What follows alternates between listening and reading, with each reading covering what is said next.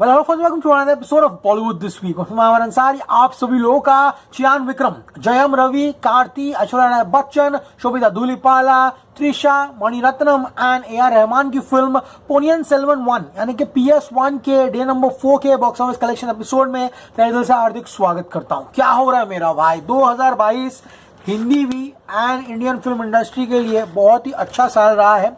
हमने देखा किस तरह से KGF चैप्टर 2 ने सिर्फ उसके एक्सटेंडेड वीकेंड में यानी कि 4 दिनों में 550 करोड़ के ऊपर का बिजनेस किया। RRR ने 3 दिनों में 500 करोड़ का बिजनेस किया। PS1 ने अब 3 दिनों में 219 करोड़ के ऊपर का बिजनेस किया।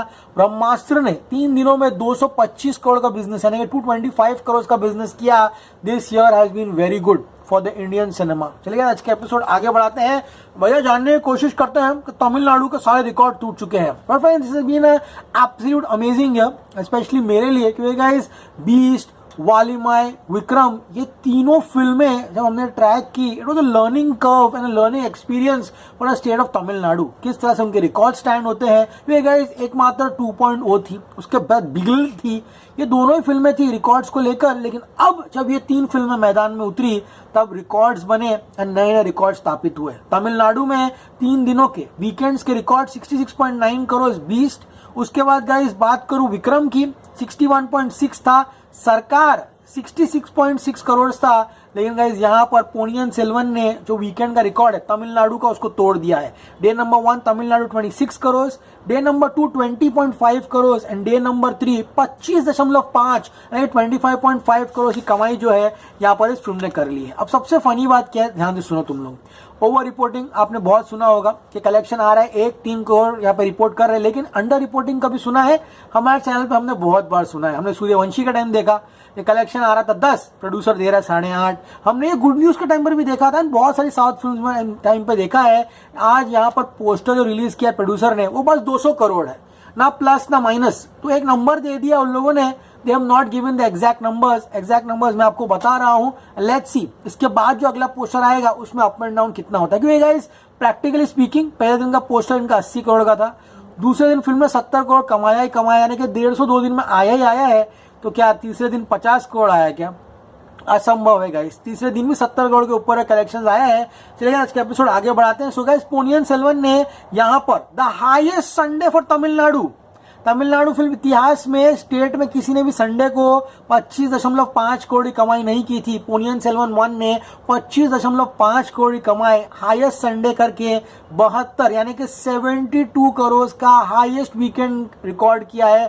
तो कंग्रेचुलेशंस पोनियन सेल्वन 1। वहां जाओ तुम लोग देखो, अरे बूढ़ी बूढ़ी औरतें, ओल्ड ताता लोग, एकदम फुल फैमिली क्राउड भर भर के पिक्चर देखने जा रहे हो। पागलपना चल रहा है। इतना ही नहीं, आज डे नंबर 4 की एडवांस बुकिंग 10 करोड़ की है। और आज ये कैसे भी हाईएस्ट मंडे का रिकॉर्ड है तमिलनाडु में विक्रम का 11.30 करोड़ का, 11.30, वो भी ये तोड़ने वाली है।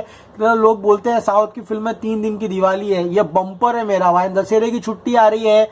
This film will become the first film in the history of Tamil Nadu to smash 200 crores only in the state। यहाँ हमारी हिंदी फिल्में पूरे इंडिया में 200 करोड़ कमाती है, इनकी फिल्में सिर्फ स्टेट में 200 करोड़ कमाती है। इतना ही नहीं, it's become the first Tamil movie two collect $1 million in the United states of America on all the days. Premiers में 1 मिलियन, डे 1, डे 2, डे 3 सब जगह 1 मिलियन कमाया है।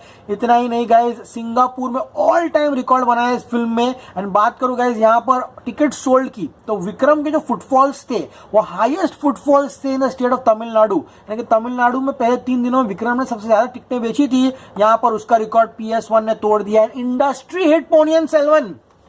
जाके फिल्म देखिए, महसूस कीजिए कि फिल्म में क्या डेप्थ है। एंड बात करूंगा यहाँ पे ऑस्ट्रेलिया की, highest weekend for any Tamil film in Australia, highest weekend for any Tamil film in the United kingdom.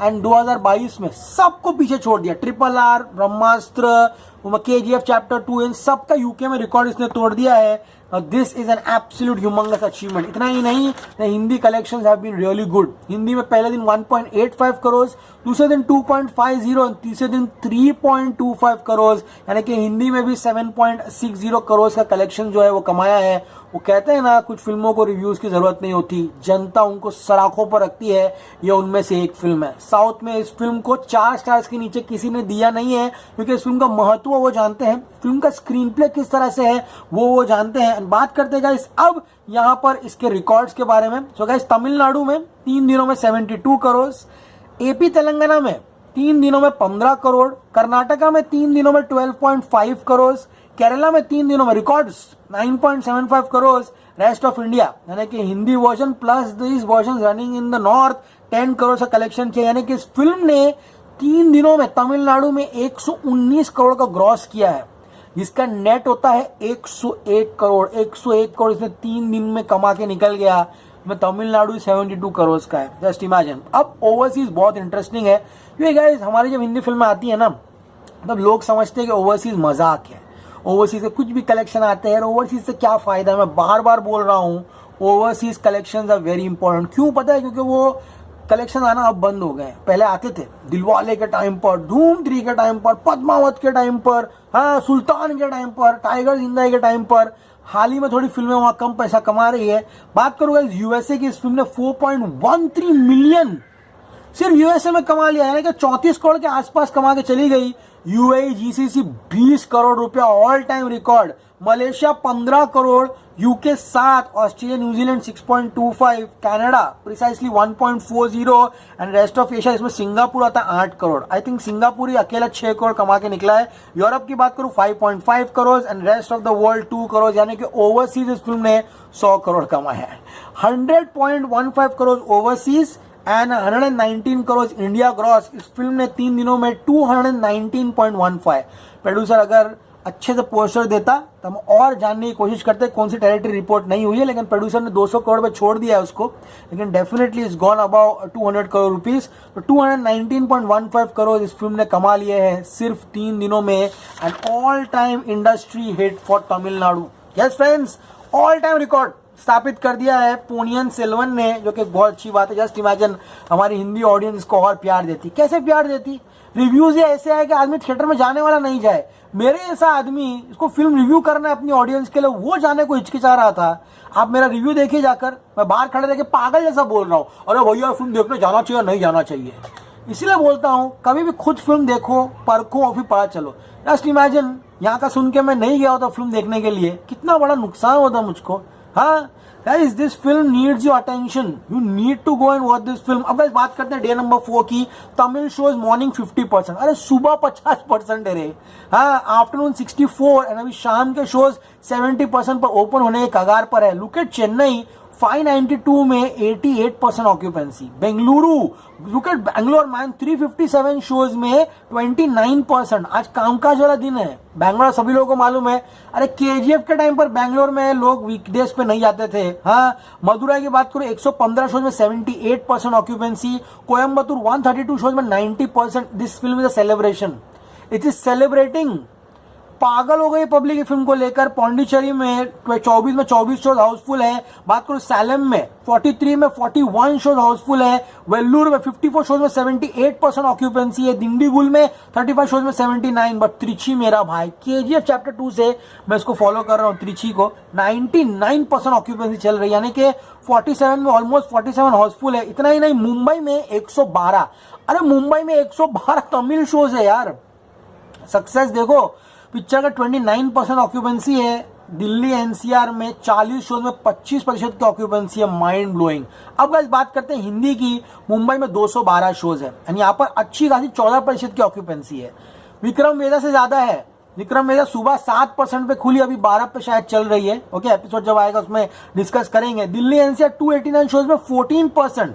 Bangalore में 21 शोज 68%।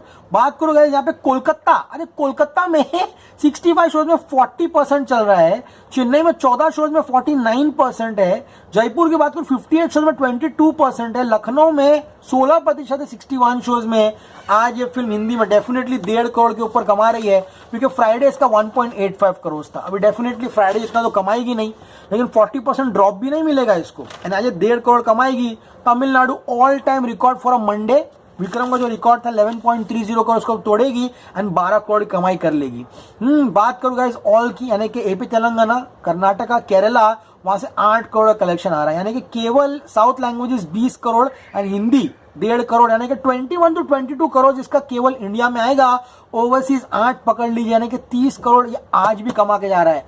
हु नोस ओवरसीज वापस से बवाल करे, क्योंकि यूएसए की एडवांस बुकिंग आज की भी इसकी कड़क चल रही है, शायद 32 के ऊपर जाए। ऐसा हुआ इन 4 दिनों में ये फिल्म 250 करोड़ रुपए कमा लेगी। This is going 300, 400, 500 crore. ये रुकने वाली नहीं है कि दशहरा वीक है ये। एंड अगर धनुष की फिल्म नाने वरुएं नहीं आती देन गाइस ये तो बाप लेवल का बिजनेस करती। अब तक हम लोग शायद 280, 270 करोड़ के बारे में बात कर रहे हैं, तो उसका इसको नुकसान हुआ शोज का। लेकिन they have kept extra shows for the movie which is running absolutely brilliantly. ये एपिसोड देखकर ये एहसास हो रहा है कि हम काय को लैग कर रहे हैं, हम लोग क्यों पीछे, हमने क्यों नहीं फिल्म देखी है। मुंबई में 212 शोज है पोनियन सेल्वन के, कृपया करके हिंदी में अपना लैंग्वेज सेलेक्ट कीजिए। आईमैक्स में है भाई, आईमैक्स 2D में पोनियन सेल्वन देखकर आया हूं मैं। It is a visual delight.